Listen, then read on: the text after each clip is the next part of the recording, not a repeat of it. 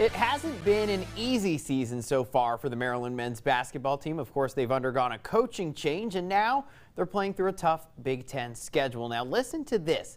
The Terps are in the middle of playing the top 3 scorers in all of college men's basketball in a week span. Maryland lost to Iowa and Keegan Murray. That's the nation's top leading scorer by 5 on Monday. He dropped 35 on them, and then they lost to the nation's 3rd leading scorer, Kofi Coburn, in Illinois on Thursday. On Sunday, number 23 Wisconsin and the nation's 2nd leading scorer, Johnny Davis, will come to College Park. The Terps will try to limit his opportunities and earn their first Big Ten win of the season. Murray played outstanding against us. Kofi was really good. You know, we've got to try to slow down Davis, who's an elite scorer. It's going to be a great challenge. We've got to make sure that he shoots a bad percentage. You know, that's the thing about guys that score the basketball. They're going to get their opportunity to score. You just got to be kind of disruptive enough where they don't hit their rhythm full stride. Maryland trying to figure things out in the Big Ten. After having to forfeit its first 2 conference games due to COVID, Mount St. Mary's women's basketball is looking to even its record this afternoon against St. Francis Brooklyn. Let's take a look. This one was tied at the half. Picking it up in the 3rd, the Mount gets it to the freshman out of St. John's Prep, Jasmine Lindsay Husky. She gets the bucket and the foul on this one. Still in the 3rd, Tess Borges, the transfer from Towson, up and in for another hard 2. That gives Mount the lead. Mount still fighting in the 4th as good counsel grad Jessica Tomasetti knocks down the deep ball.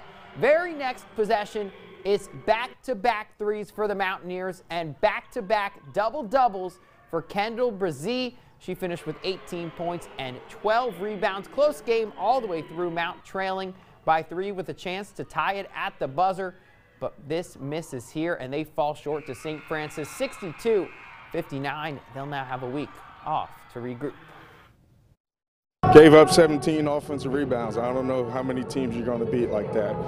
They just, if I'm being honest, they outworked us on the glass. Big week. I'm hoping we get a couple players back. You know, I'm playing 8. You know, I like our 8 a lot, but it's tough trying to play with just 8. So hopefully we get 1 or 2 players back to help out with our rotation.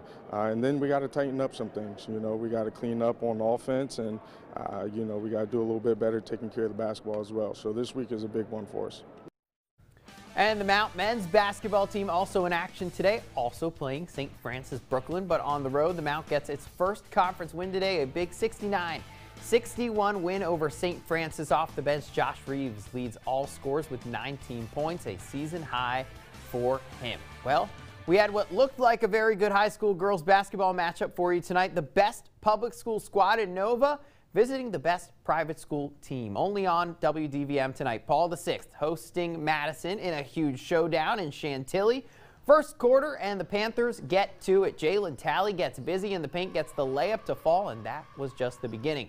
Moments later, Luis Volker from downtown. That's good. Paul VI leads 7-0. How about some defense, though? Kayla Dixon driving the lane, but Volker comes up with the block. PVI now back on offense. Alyssa Costigan takes it all the way for 2. Alyssa, that is. The score is now 13-0 Panthers.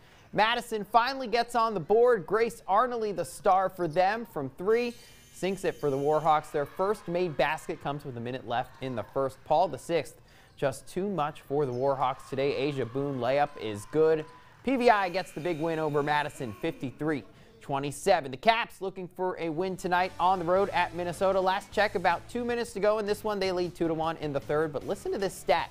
Caps goalie Zach Fucali, 26-year-old rookie, has now broken the record for most minutes without allowing a goal to start his NHL career. The NHL record, that is, passing 103 total minutes. 1 goal for Minnesota tonight was an empty netter on a delayed penalty. Insane play. You can check it out on my Twitter at AlexFlumTV, that highlight, or rather that low light. Anyway, tomorrow, speaking of low lights, will mark the end of a disappointing season for the Washington football team. They'll be on the road at the New York Giants. Both teams are eliminated from playoff contention. The Giants 4-12, Washington 6-10. This will be the 5th straight season of 6 wins or less for the Giants, and it's the 12th time in the last 18 seasons that Washington will finish with a losing record. Of course, the bigger news now we're following is the franchise says It'll announce a new name on February 2nd. No more Washington football team, or maybe they'll keep it. Who knows? Sounds like it might be the Commanders. I would have liked them to make it the Washington Red Wolves. Team's already said it's not going to be that. My money's on Commanders right now. Anyway, we'll be right back. More news and weather right after this.